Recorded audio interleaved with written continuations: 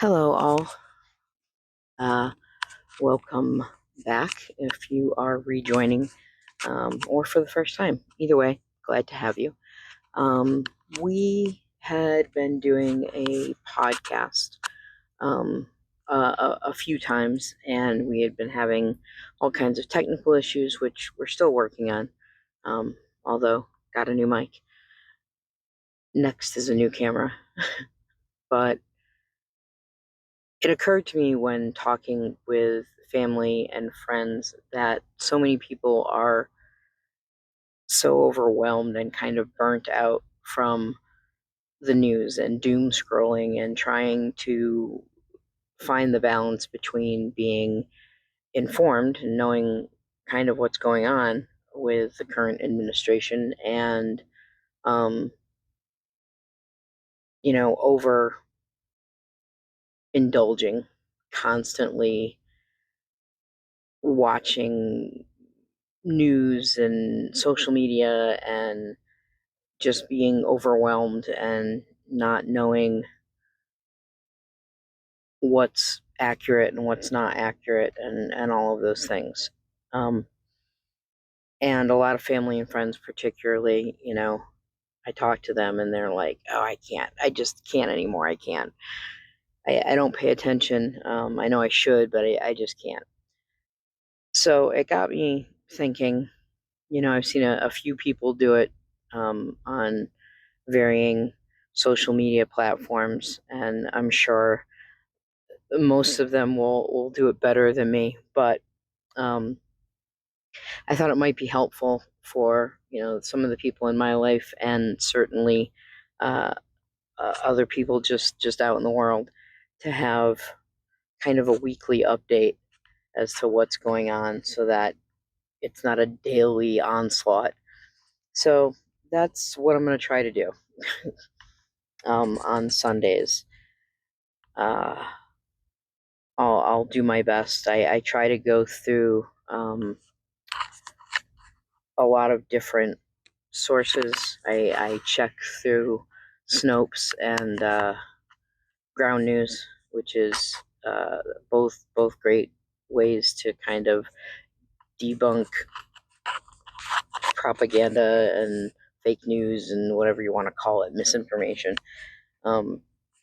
So I try to do my best, and yeah, that's where we're at. So there's so much each week to go through. This week is pretty focused on two things, uh, but I just want to kind of recap a couple of points. Um, when I decided to first do this, it was right after the destruction of the East Wing of the White House. I know a lot of people, especially in the MAGA world, are like, well, other presidents have made changes to the White House, and that's absolutely true. But they've all had to go through Congress and oversight in order to do it. And none of them did it first and then, asked forgiveness rather than permission, especially with something you can't undo.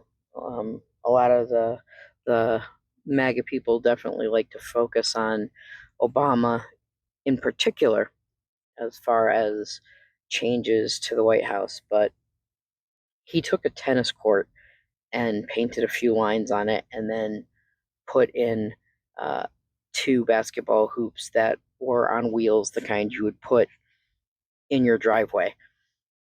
And he still asked for permission. Any of those things are easily fixed or undone. We're not undoing the destruction of the East Wing.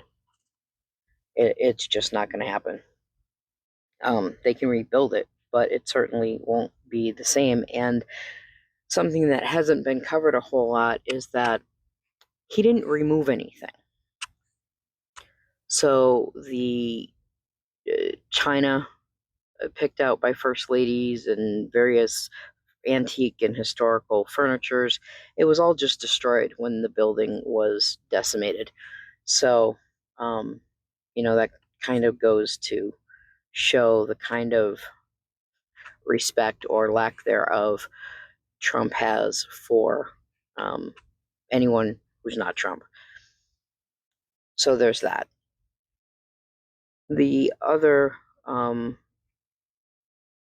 thing is the redistricting. Texas made sure that they could gerrymander districts so that they would get more Republican seats. And that's something that Trump was very much in favor of, and that is partisan to the extreme. It's not like gerrymandering is new, but to have it presidentially sanctioned in such an overt way is just kind of indicative of the kind of blatant political corruption that is going on currently. So, in retaliation, in reaction to this, Gavin Newsom, the governor of California, decided that he would put it to the voters to basically gerrymander in the other direction to try to counterbalance what Texas was doing. And obviously, people on the right were furious about this, and suddenly they were calling out gerrymandering. I don't think I've ever heard of a politician asking the people for permission to gerrymander. That's kind of new. But it won overwhelmingly. It was Proposition 50, and it passed overwhelmingly this past week. People wanted to combat what was happening in Texas, and so they gave a proposed map, and they're going to pick up, I believe, 3 Democratic seats because of it.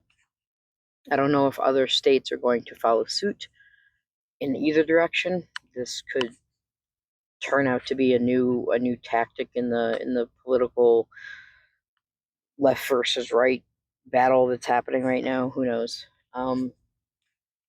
We'll certainly see. The other thing, the tension with Venezuela has been mounting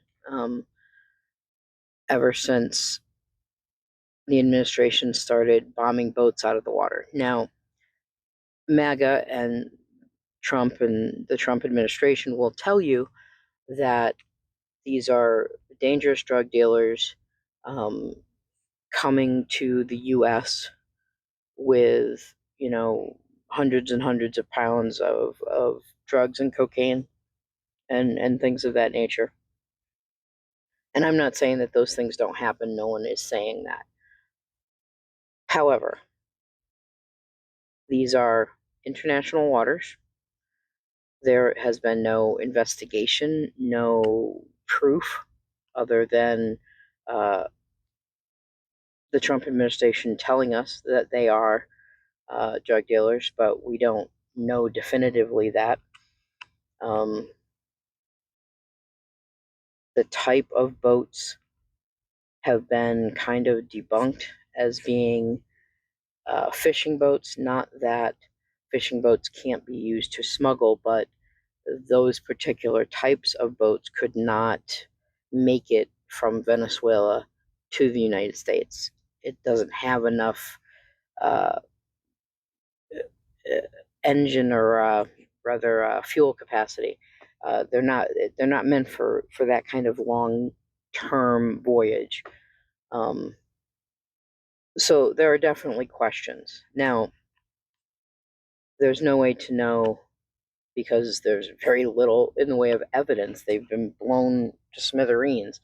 But and a lot of people are saying, well, you can't take the chance, which is insane. If we thought, if we thought that someone was accused of something or an accusation was made in this country about any allegation of any kind of crime, if we just arbitrarily murdered them or executed them, whatever you want to call it, or punish them without an investigation, without a trial, without any kind of verdict of guilt. We've seen firsthand in this country how people can be accused of something. There can even be some evidence and then find out years later that they are, exonerated and sentences are overturned. And that's someplace we have jurisdiction here in America. We don't have jurisdiction. And, normally the Coast Guard would pull a boat over suspected of trafficking or contraband or any of that. None of that's happening. He's just, and by his own words, well, we'll just kill him. Because he was asked about, well, are you worried about, are you going to ask Congress for a declaration of war? And he said, no, we're just gonna kill these people. They're just gonna be dead. And Mr. President, if you are declaring war against these cartels and Congress is likely to approve of that process, why not just ask for a declaration of war? Well, I don't think we're going to necessarily ask for a declaration of war. I think we're just going to kill people that are bringing drugs into our country. Okay? We're going to kill them. They're going to be like dead. Okay? And said that right into the camera with his full chest. So there's that. And this week, it's been all about the blue wave of elections and food stamps, SNAP. In regards to the elections, overwhelmingly the Democrats won, and in at least I think 3 of them, not typical Democrats, more what MAGA would call the extreme left, very strong liberals and progressives. And in the case, the most talked about case of Zoran Mamdani, his victory in the New York mayoral race, a self-proclaimed democratic socialist. So everyone is losing their shit that let's be honest, that this Muslim man won and is the mayor-elect going forward for New York City. A lot of people, I heard one woman, and this is anecdotal, but I heard one woman say that New York would fall, within the year because of this man, which is just insane. And Cuomo, who, at least in title, has been calling himself a Democrat, being backed by Trump, which is in and of itself crazy to think about. Just came out with the most racial triggering BS ads against Mamdani.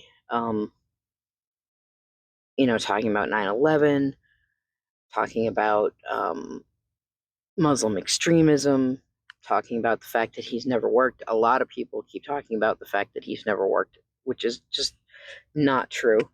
The type of work that he did was more community oriented, I guess is the way to phrase that. And people, I guess, don't count that, or at least certain types of people don't count that as having worked. But a lack of experience in politics, specifically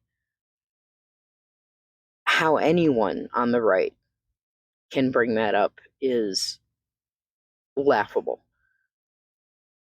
We have an administration that is full of podcasters and reality stars and social media influencers rather than anyone with political knowledge. We have people in charge of medicine and education who have no experience in either of those things. No, just no. So there's also that. The food stamps thing, especially, this close to the holidays, the biggest back and forth has been, it's all due to the shutdown, and it's the Republicans keep making absolutely certain that anytime they use the word shutdown, they call it the Democratic government shutdown. They are trying so hard to paint a narrative that it's the Democrats that are holding the government hostage. And I suppose if I want to play devil's advocate, there's a little tiny kernel of truth in that. Because if the Democrats acquiesce to this idea of capitulating to what the right is saying, then 42 million people lose health care. No, no, I stand corrected. I have my numbers confused. It's millions of people losing health care and 42 million that are relying on the SNAP benefits. Those I inverted those numbers in my head. Sorry about that. So it's not that, Obamacare or ACA, whatever you want to call it, is perfect. No one's saying that. No one's saying that it doesn't need reform, but completely removing it with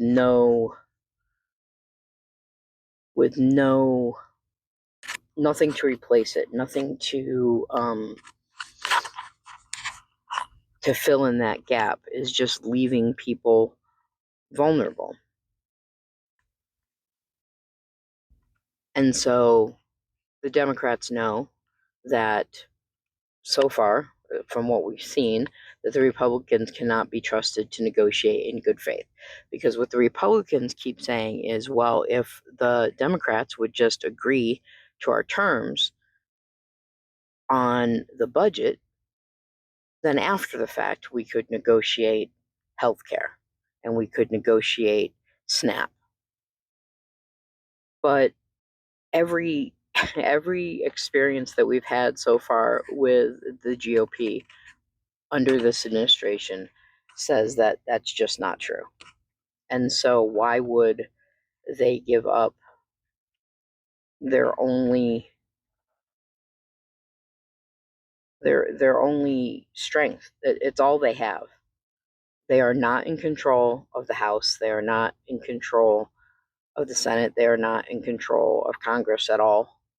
They are not in control of or have influence in the judiciary branch of the Supreme Court. It's mostly Trump loyalists at this point. And they don't have the executive. So when all you have is one plan, one pathway to any kind of communication or dialogue, how or why, if you're going to represent your people, would you give that up? And the other thing is that nothing can happen until Congress is back in session, which only the Republicans can do because they control it. Mike Johnson could call a session right now, and he just won't. And now, Mike Johnson, the Speaker of the House, is saying that the reason that people aren't going to have food stamps is because of the Democrats. And a lot of people on the right, and maybe some of you people listening are thinking that that's true.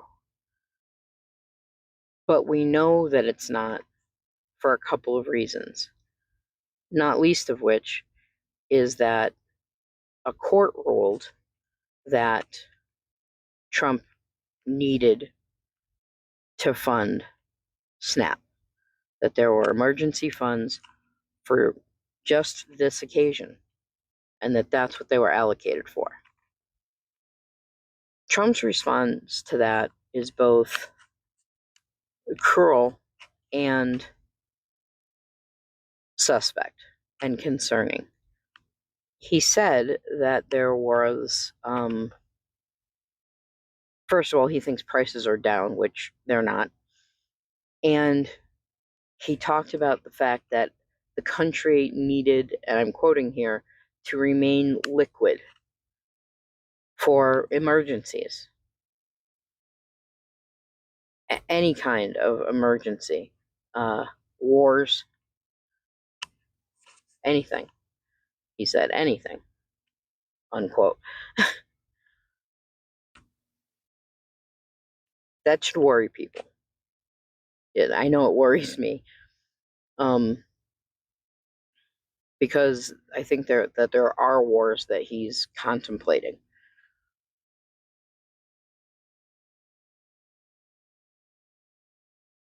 But then, when the court ordered it, he went to the Supreme Court and asked that he didn't have to follow that order could be stayed, paused, so that he didn't have to do it.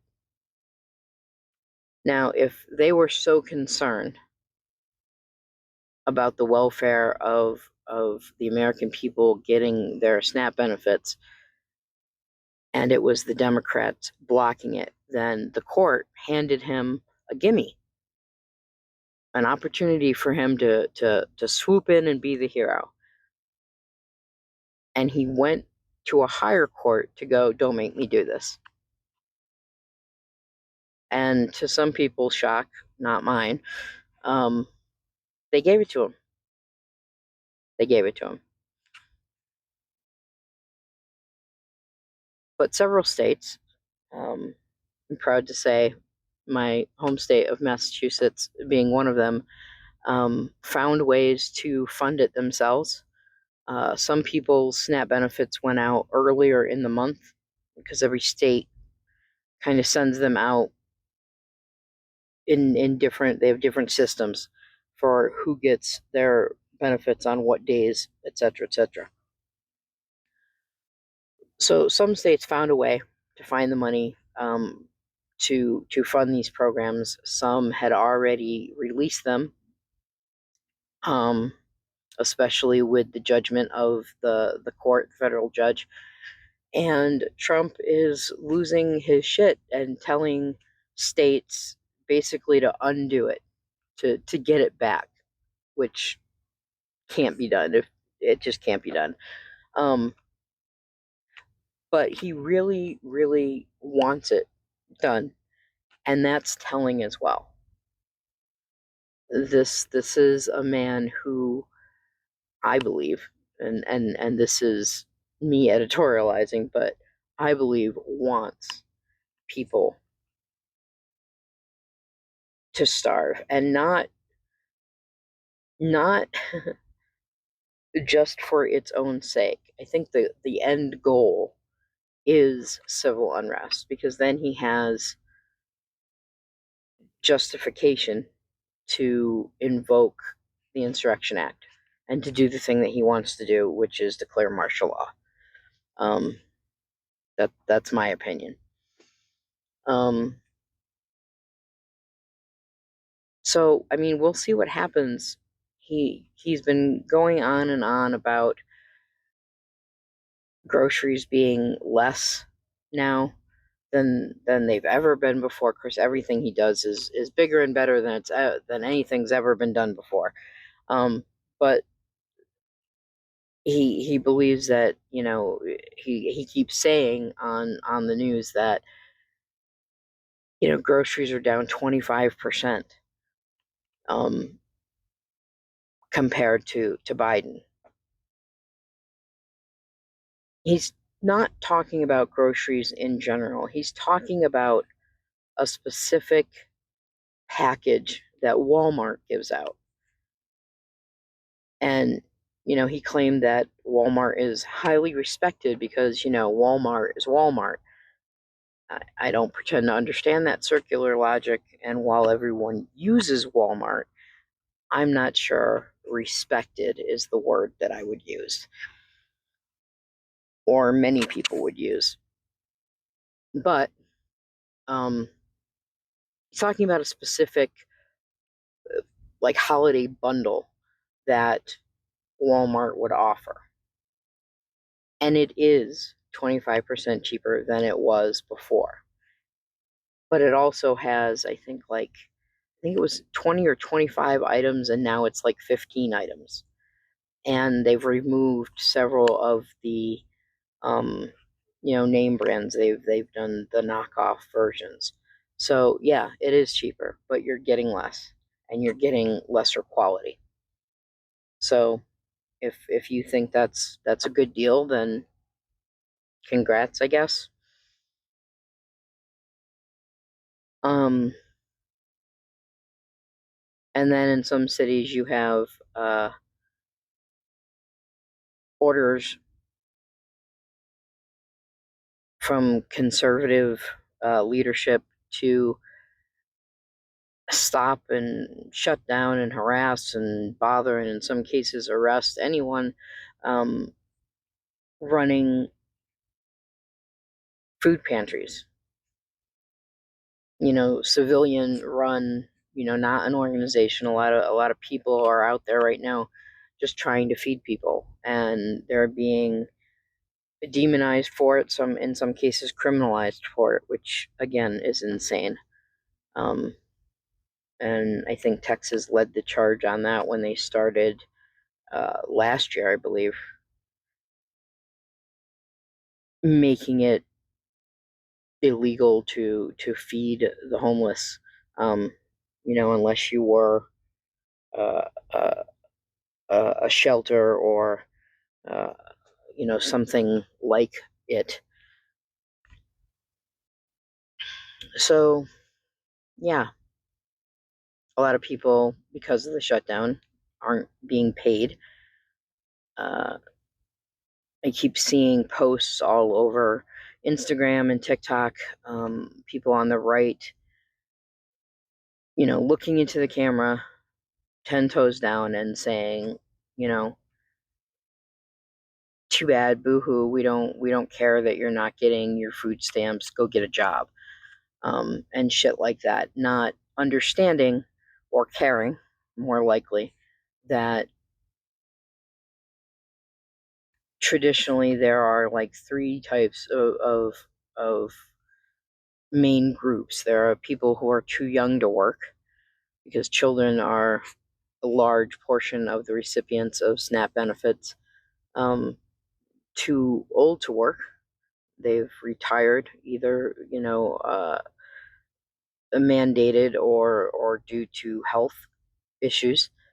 And the people in the middle, a lot of them are working, but they don't make enough to make ends meet, and so they get help. And the food stamp allotment, it's not like people are getting $700, $800, $900. They're getting like 100 and something, 200, depending on the size of their family.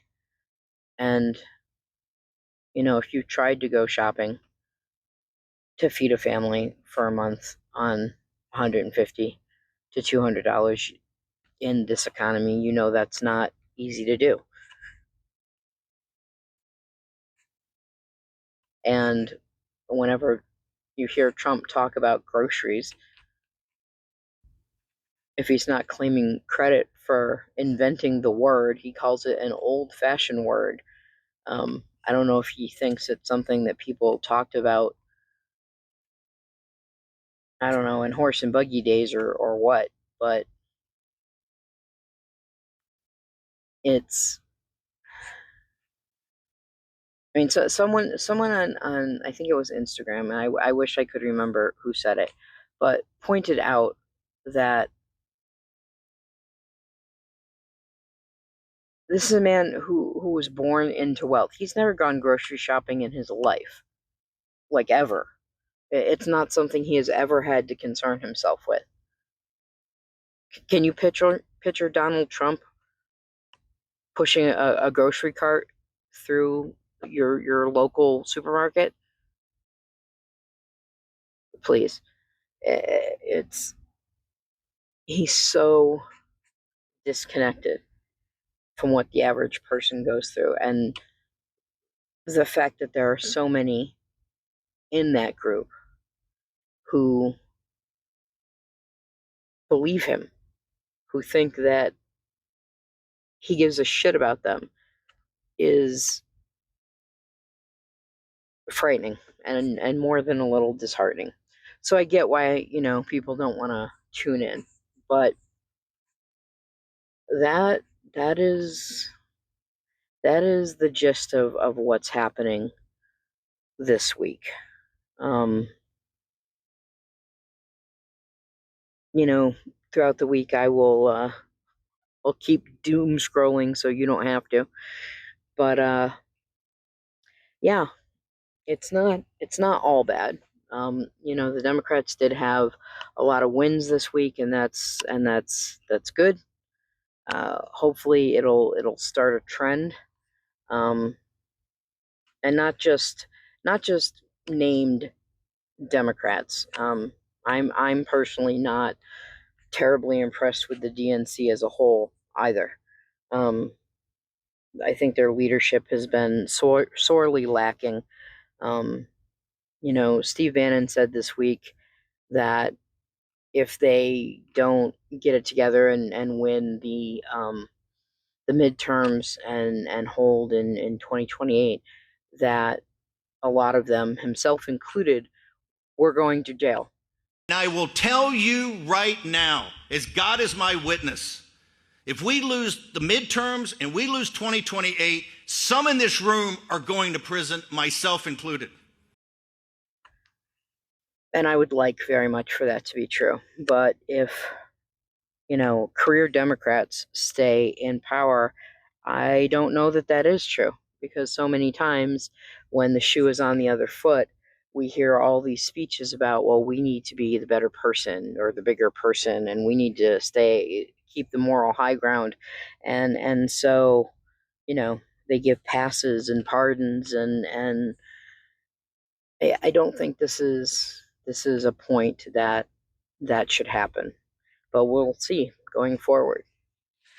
So until next week, try to stay positive.